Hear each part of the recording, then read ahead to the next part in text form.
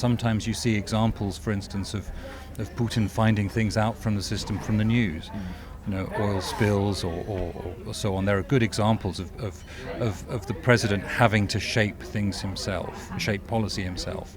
So I'm a bit more cautious about that. There's not just a president thinks this, button is pressed, it is enacted.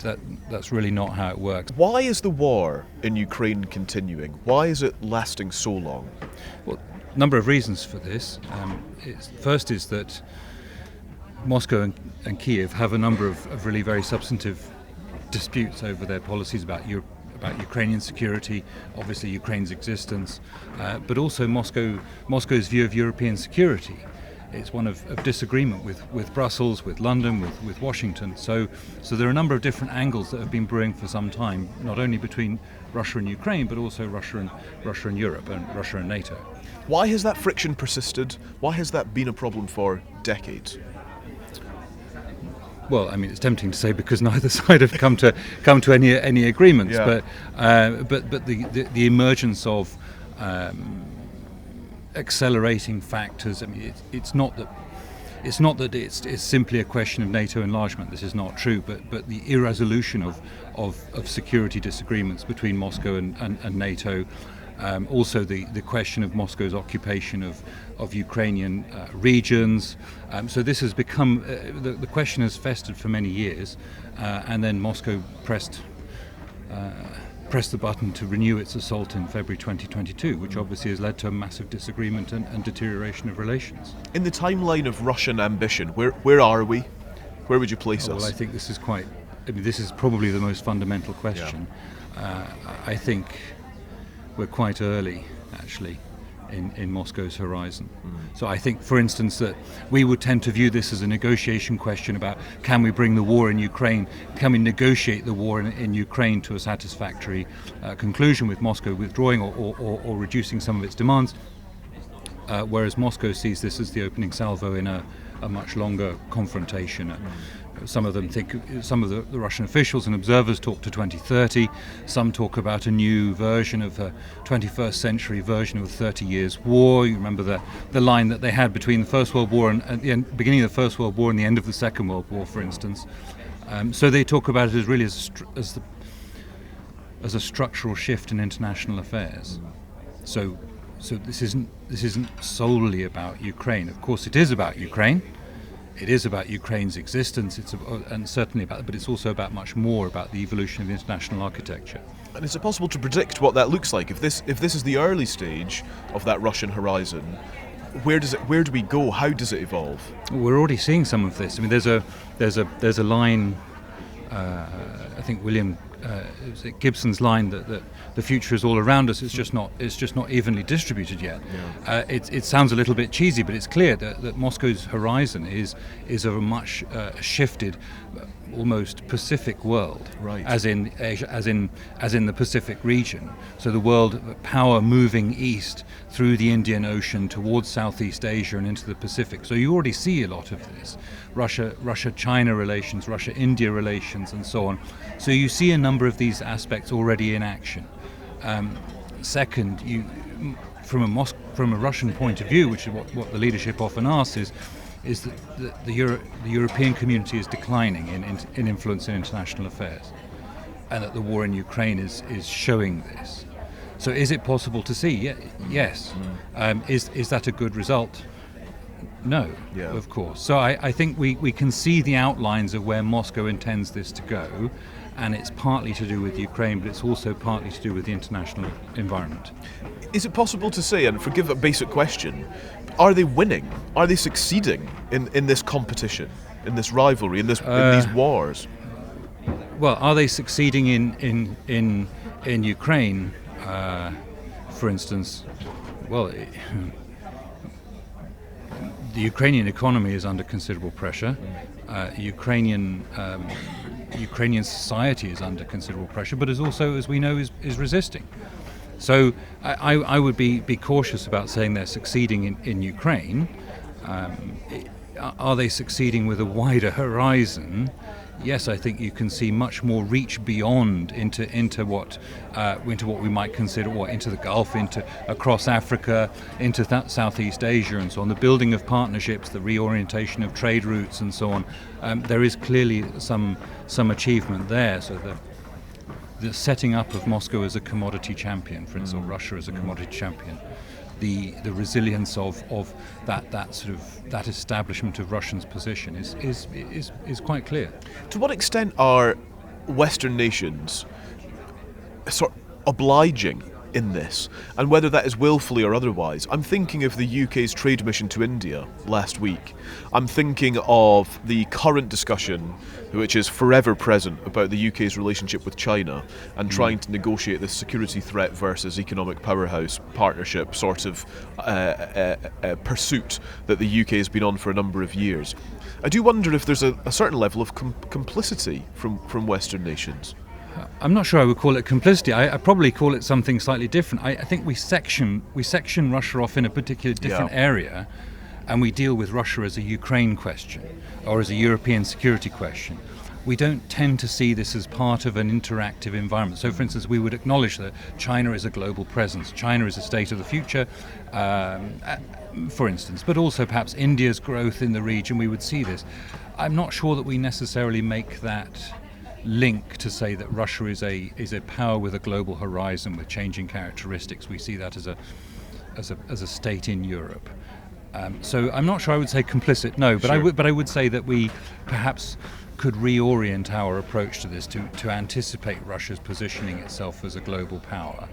And there are lots of people who will say it's not a global power, it doesn't have reach, and yet we constantly see Russia acting across the world. It dominates, yeah. I mean, it's very So many influential in conversations, all yeah. sorts of different conversations, whether it's energy, climate, health, you name it. There are many different aspects in which Moscow's activity is across the world. So I think we should be prepared to see Russia as a structural challenge, because Moscow sets itself that as a goal. That's explicit, but also multi-regional and multi-dimensional. So it's a question in some sense of categorization. Too often we see it as an immediate problem, as in today's problem that's come back from the past. Russia is trying to re-establish itself. It's almost a ghost re-haunting us from the past, the Soviet or imperial era. This is a state that has very clear horizon to 2030 and beyond. Yeah. And that's what we don't tend to see. Is that horizon Vladimir Putin specific and Vladimir Putin dependent? How is this viewed within Russia? Is there a shared mindset for the horizon we're discussing? I think there's a commonality, there's a consensus across the leadership writ large, the policy leadership, of certain aspects in Russian activity. For instance, the growth of China in international affairs is a consensus. The growth of the regional, in inverted commas, what the Russians would call regional power, so the growth on the international stage of states in the Gulf, of India, of states like Brazil. There's a consensus that's part of the way the world is going. Then you could say, for instance, the plan to develop the Northern Sea route, to develop Russia's commodities and so on.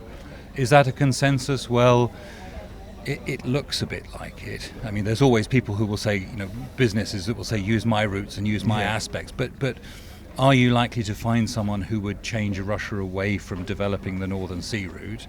Hard to say. So I think we do tend to focus on Putin a lot, but I think if we magicked somebody else into the leadership, and I do use those, this is a Putinite system or a Putinist system, a replacement is probably relatively similar, like for like.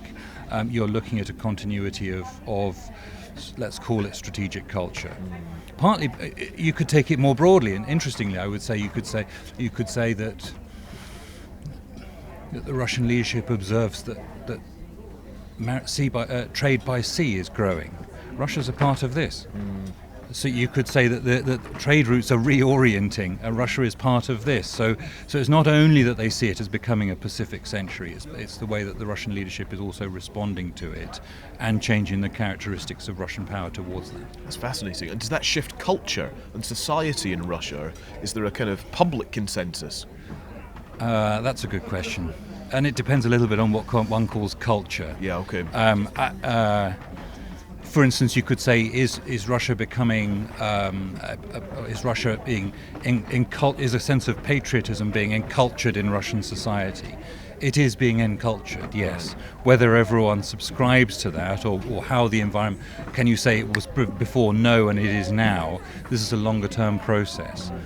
If you were to talk about the digital governance, is that culture? Is that culture, or is that a kind of, is it an environment in which culture takes shape? Because we are witnessing the digital governance of Russia taking shape. Yeah. So that's shaping how politics and policy is happening, and I think that's pretty clear too. So they're just two examples of how we see change, and people subscribing to this, and that affects everything from tax returns to health, for instance. And the patriotism, in inverted commas, others may have other terms, shapes education. It shapes the media, it shapes literature, it shapes music. Yeah. So those are two examples in haste that I would use to say we must be aware of what this creates and how this is changing Russian society and how businesses and culture respond to it. Just as a concluding thought for you, it's fascinating this. Is there an extent to which Russia is far more agile as an actor than, for example, NATO? That Russia can respond and move more deftly in pursuing its horizon, pursuing its own goals, whereas NATO is bogged down almost by itself? I know it's popular to say yes, because Russia is one actor. But I think this is a really good question, another really good question, because NATO actually has, yes, of course, it has a whole range of members within that then have to achieve agreement and consensus sometimes before action. But the systems are all pretty clear. So decisions can, in theory, be taken quite quickly and implemented in practice. Whereas Russia is a unified, or is a single state, but the system doesn't necessarily function very well. So Putin can decide something, and he can then instruct somebody, but it doesn't necessarily happen unless the system stands over. I mean, quite often the president ends up being his own desk officer, saying, "Why hasn't this been done?" Yeah. So I know it's fashionable to say yes, Russia can act with decisiveness, but I'm a little bit more cautious about that. And sometimes you see examples, for instance, of Putin finding things out from the system, from the news. Oil spills or so on. There are good examples of the president having to shape things himself, shape policy himself. So I'm a bit more cautious about that. There's not just a president thinks this, button is pressed, it is enacted. That's really not how it works. And then you've got bureaucracy. Imagine a state where ministries may not agree with each other, departments who don't agree with it. The Ministry of Finance wants to assert its own agenda. Imagine things like this. Imagine how this might be. So there are always obstacles within Russian state power that serve to limit it. It's not just a question of decision and implementation. Really interesting. Andrew, thank you very much. Thank you very much for having me. Pleasure.